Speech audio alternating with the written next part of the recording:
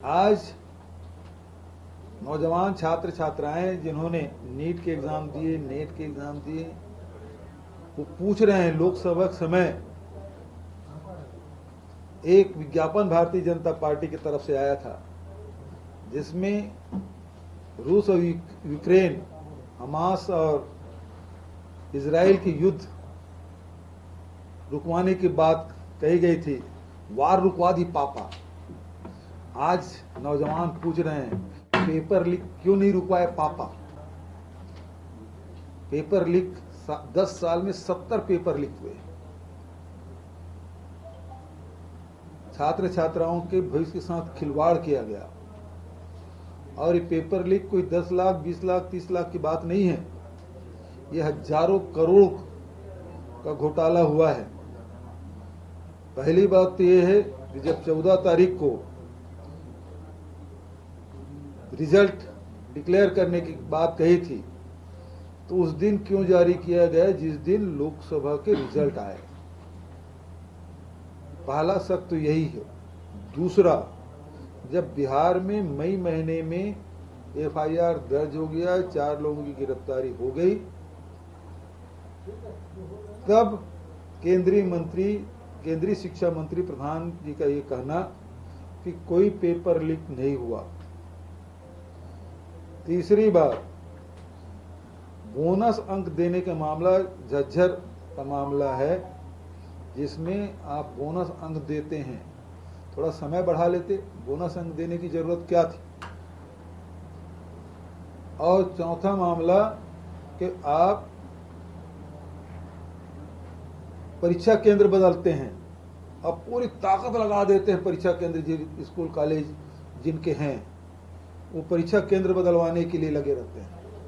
25 से 30 हजार छात्र छात्राएं परीक्षा केंद्र बदलते हैं और वही सब क्या मेरिट में आए हैं। और पांचवी बात यह है कि जिन्होंने परीक्षा पेपर सेट किया वो गुजरात के हैं और वो जो उसके मालिक हैं वो विदेश भागा हुआ है। तो आखिर आप इसको निरस्त क्यों नहीं कर रहे हैं। निरस्त नहीं करने के पीछे ये है कि हजारों करोड़ रुपया का जो लेन देन हुआ है उसका क्या होगा। दूसरी बात यह है कि आज पूरे जो शिक्षा व्यवस्था है उस व्यवस्था को दीमक अंदर से पूरा घून की तरह चाट चुका है। इस सड़े गड़े व्यवस्था में सुधार कब होगी। और उसके लिए सुधार के लिए आपने नेट लाया था, नेशनल टेस्टिंग एजेंसी,